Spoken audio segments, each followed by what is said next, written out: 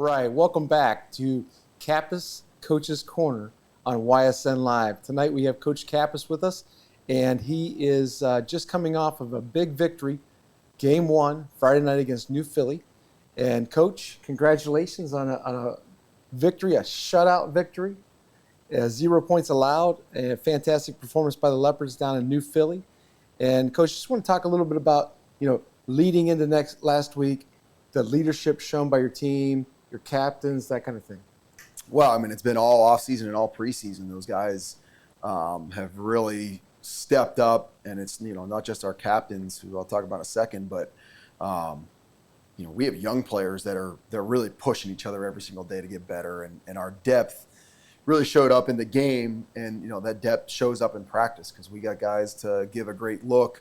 Our starters know that their job's never safe. So there's a lot of competition at practice every single day that, is a form of leadership when guys are really pushing each other. And our guys have really done a great job of just staying motivated, staying the course, having a sense of urgency every day, putting in the work that it takes to squeak out a player or two here or there that can be the difference in the game, and being prepared for those moments. And, so our leadership has been great.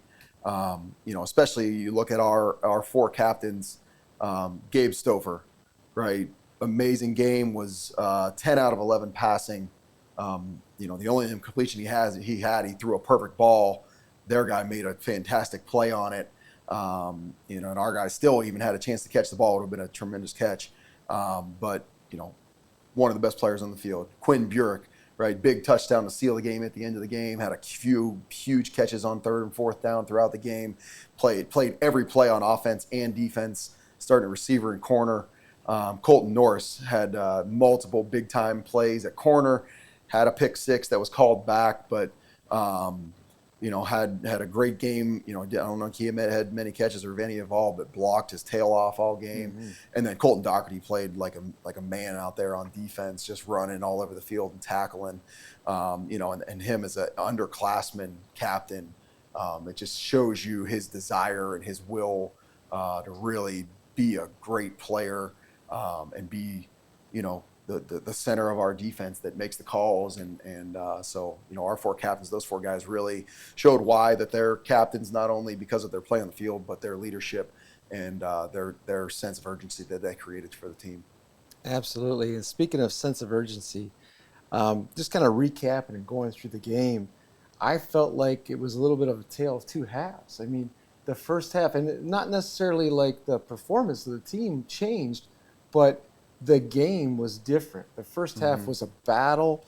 You guys were putting a lot of adversity in the first half, and I felt like just watching it, special teams and defense made a huge impact, especially that first quarter. I don't know if you have anything you want to add to that.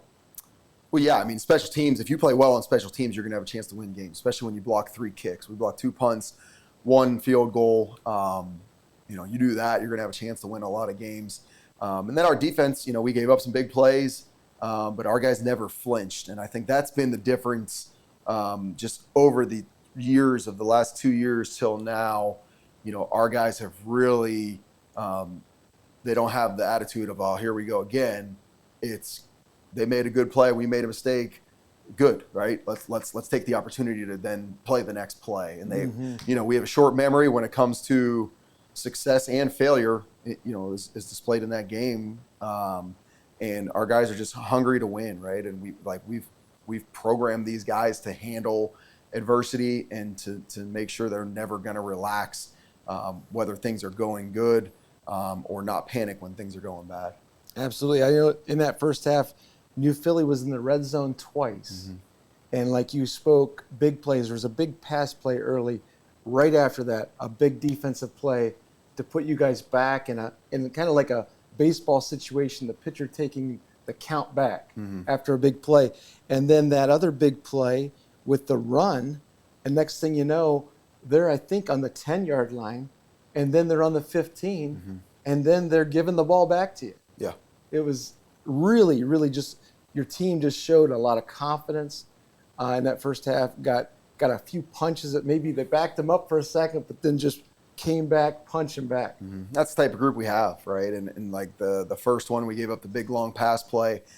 I mean, it should have been intercepted. We just mistimed the jump, and we had it covered. So I think our guys know it's like it wasn't anything that, they're running the plays that we expected them to run. We were in position to make the play. We'll make that play the next time. So it wasn't anything like, man, these guys are just running by us, or we're breaking down or something like that. So that, that gives you guys confidence that, all right, we're going to make that play next time. And then the run, it was really my fault. I got the call in too late. We didn't get lined up correctly. Didn't give enough time to line up correctly. And of course, when that happens, when you line up wrong, the ball always seems to find that spot. Yeah. And we, but it was a great hustle play by Luke Seaman, getting that guy down. And that's the type of defense we have. We give ourselves a chance, even if it's the 1 inch line, right? Our guys have that pride in how we play defense and that attitude that, no matter how much our back's against the wall, we're always gonna have a chance to come out on top. Yeah, I mean, you're right about that in terms of Luke tracking him down. There was an aggressive hunt going on in terms of when the ball was moving, whether it was attacking the quarterback behind the line of scrimmage or like the broken run or the long reception.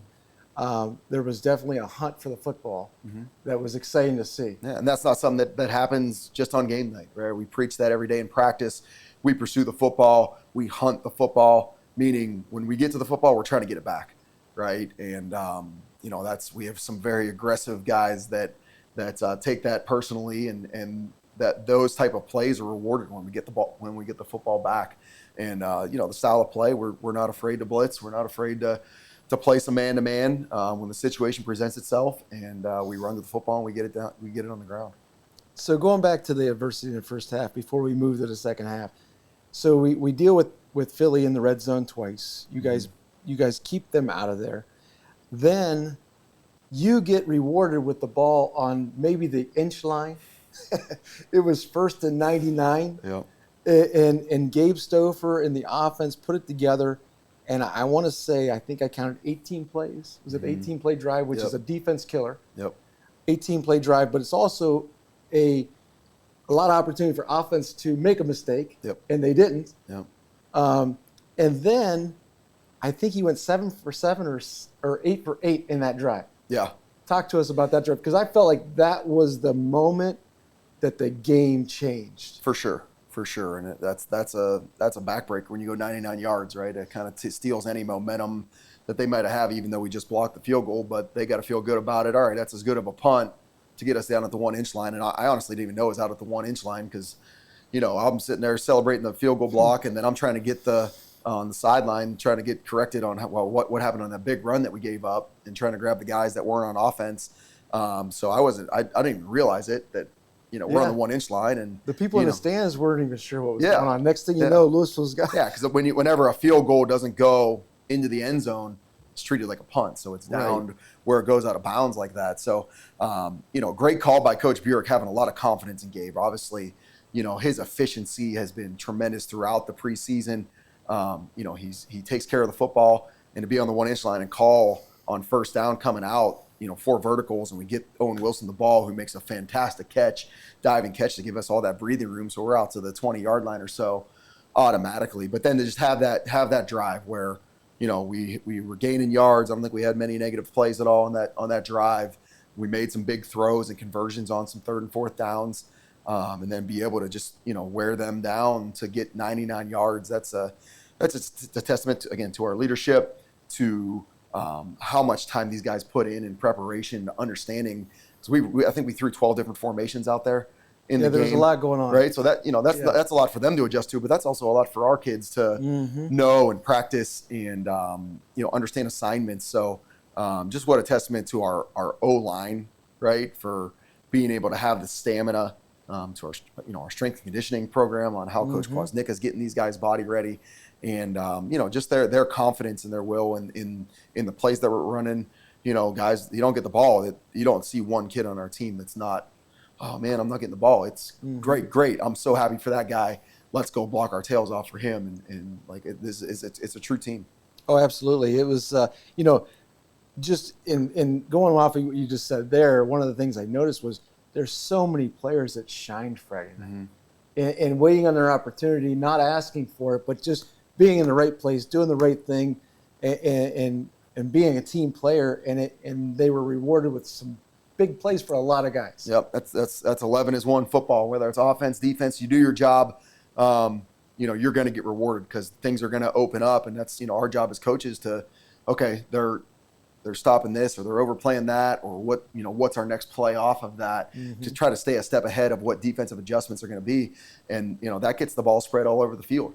It's great to see the depth that we have right now, in terms of guys, like a couple guys that stand out to me. Gabe Regenball went in there playing receiver and caught a huge curl.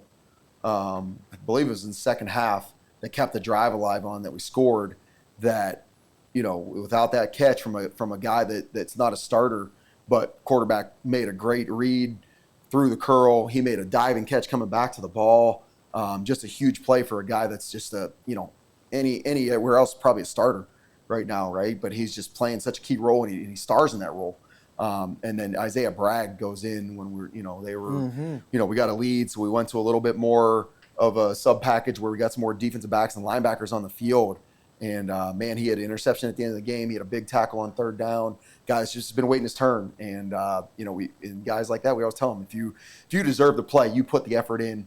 You're really getting better in practice. Like, you're going to get to play, and that's our role to make sure we're finding jobs for guys like that. And it's great to see when their number gets called, they go out and make a big play. Absolutely. And as you're talking there, I'm thinking about watching the game and watching it back again on film, but you could see the energy was contagious among the players. They kept feeding off each other, and it just continued to evolve into the second half being really defensively. I'm sure you know this, but they didn't get a first down in the second half. Yeah, and that our guys figured out, okay, here's what they're trying to do, right? They were still, they were holding true to what their tendencies were that we were preparing for. They had a couple things that they were doing that we made adjustments to, but it just shows the preparation that our guys have and the pride that they have, and that's the ultimate goal, is to get a shutout, to limit an opponent to under 100 yards rushing. And even like I got a couple text messages after the game. We were playing at the end of the game. They were just running the ball to kind of run the clock out, but there was 11 hats to the ball. Absolutely. On all those two or three of those plays in that last drive, and we had some subs in and whatnot, and it just shows the pride that and the relentlessness that we have on defense. Yeah, it was definitely the second half, the whole game was a reason to celebrate. Second half was a dominant defensive performance, and offense was clicking too. I thought that, you just kind of, it evolved from preseason, starting the game, trying to find out who we're fighting, to step on the gas pedal, and here we go. And everybody was on board. It was super exciting, fun game to watch. And you've mentioned lots of the players, but just so many guys that really shined Friday night. And so now as we head to week 2, it is, what did you do Monday to set the tone for week 2? Yeah, well, our team has not experienced much success yet, right? We've been close. Last year we took a step forward, winning some more games, but losing some close ones. So put my phone on silent. Might be your agent calling after that big win. Which leads me to my next point, right? So like when especially a team like this that hasn't had much success, like how are they going to handle that, right? And our team motto, because we expected to be better this year, we expected to have some success. So our team motto this year is WAR, the acronym WAR, WAR. So obviously the word war, we're going to war every Friday night, right? You got to be close with your brothers. When you're going to war, we got to play as a team. We got to execute. The word war, we're going to war every day, right? But what war stands for is whispers and roars, right? And the whispers are the things that you're hearing, whether that's within your head or the people in the community or at home, or the people in class, the teachers, right? So what did we hear all week now? Oh, great, you guys did a great job. Shutout. You made this great play. You did a really good job. you guys are going to be so good this year. All those things that come with a good quality win where it was, it was a complete game for us. And then maybe there's guys too that maybe didn't play as good or didn't play as much as they wanted to.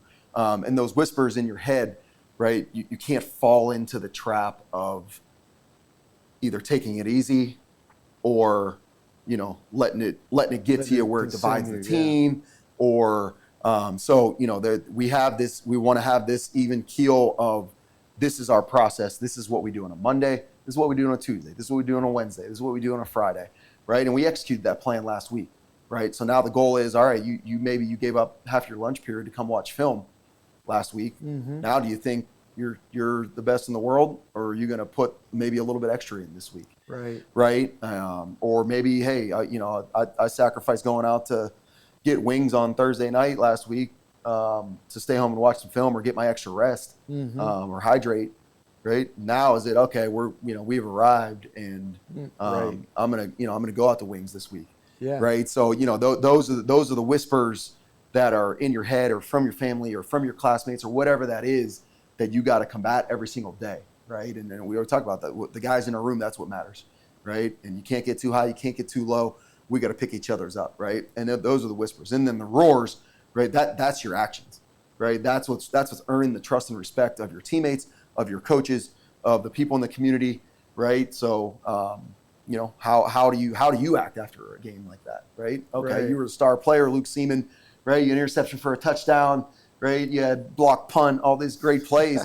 Right, are you walking around the halls differently on Monday because you had a big win and reposting pictures of yourself or anything like that, or is it, that's what we expect to do, right? And that's and then how you come out to practice, right? That's your roar, that's your action, right? How am I coming out? Am I taking it easy, right, or am I going hard as I did all preseason and hard as I did in the deal, right, or in practice last week? So. And then what's that going to show on Friday night, my preparation for that? Like, those are the roars for it. So it's a battle. It's a war every single day, to internally, especially, and hearing those whispers from all over the place. Right. But we got to control. We got to follow the plan, and then we got to execute the plan and really, stay together as a group, which this is one of the most fun teams I've ever been around in my coaching career, that they love each other, and it's unity, and it's, they enjoy, they have fun at practice, and they make it their own. So, going in the week one, like week two, it was the same Monday we had last week. Right? Okay, Other good. than we didn't have school last Monday, so it was a little bit different. We were in more of the in-season schedule this Monday, but the guys handled it great. Right? They came in Monday and they did exactly what they're supposed to do. They had fun doing it, and they did it hard. So mentally, you've got them where they need to be, keeping them on track. Physically, are we in good shape? Yeah, great shape. Really, with no injuries or anything like that lagging from the first week or from the preseason. We were at full strength, and we still are. And again, a testament to our strength and conditioning plan throughout the summer, and continuing that through right now. All right. So we're going to take a little time here to talk about Alliance. Yep. They won last week too, so it'll be a battle of 1-0 teams over at a place that you're very familiar with. You excited about walking back in there as a visiting coach? Absolutely, yeah. I never really had to go in the visitors' locker room at Mount Union, but just so many great memories there of my experiences as a coach and a player. And our players have had great experiences there too. That's what I talked to our team about. Right, this year, like, Alliance doesn't practice there. They haven't played a home game yet. So we just spent 3 days there in team camp. Right, we played under the lights in 7-on-7. We went up there for another 7-on-7 under the lights. So our team has more experience playing and practicing on that field than their team does right now. Right, so that just trying to give our guys a little bit of an edge mentally there. But that place, it's an honor to play there as a high school coach and try to get these guys to understand what that field means and how many games, how many great players have played on that field. Great players, great coaches, great moments. Yep. Yeah. So it's we're really excited about the opportunity to play there, and Alliance, like that. This is a very, very good team. They return almost every starter on offense, most of their starters on defense. They have a very experienced group. They are they have great athletes. They have great speed. They do a really good job. Especially I coach defense, so I pay attention mostly to the offense. Their offense, they do a lot of really good things. They did last year as well. Expecting a really good team and a really good game, and it's going to be a 4-quarter game, and it's going to come down to the little things, the details that we preach, and our preparation this week to be able to make a play in the fourth quarter to try to win the game. Yeah, I bring that mentality, keep moving forward. They always say that a team between week 1 and week 2 is really a huge factor in terms of the rest of the season. What your development is from that week, because you've done live, real game where one team wants to win more than the other, and now you go take that experience on, and they do have a talented team. They got some quick guys over there. They do, and some size. So that's exciting. It's going to be a great week.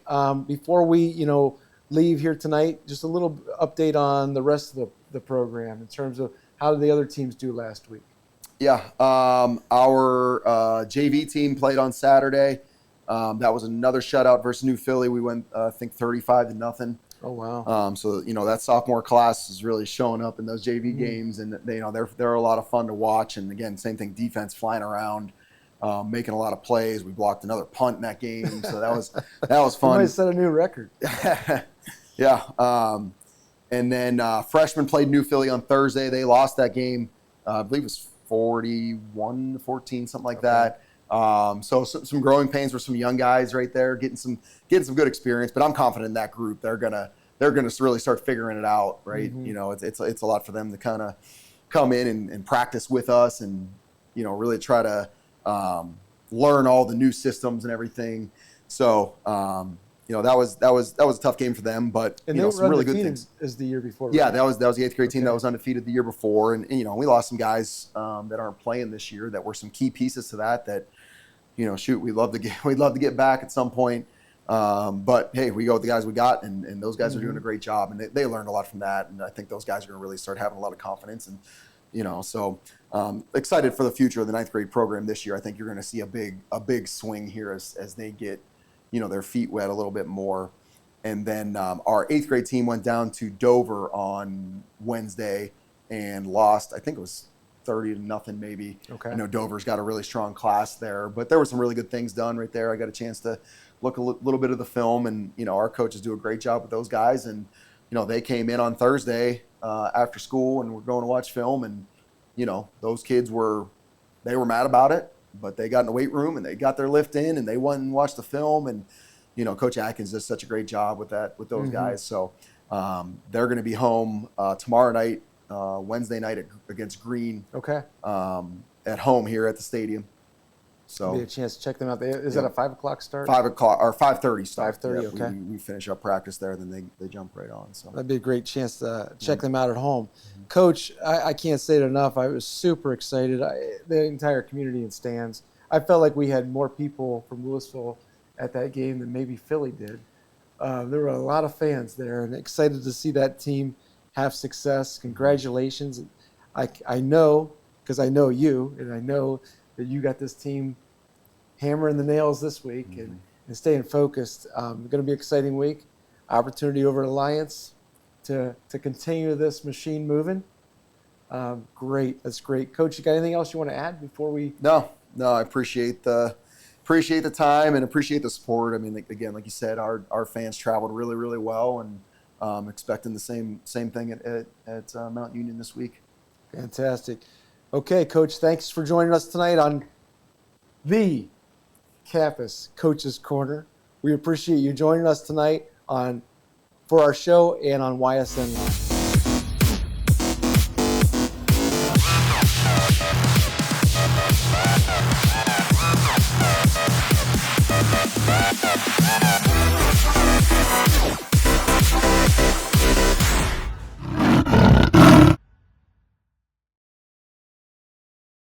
YSN thanks you for watching this presentation of your sports network. For stories, stats, and more, go to ysnlive.com.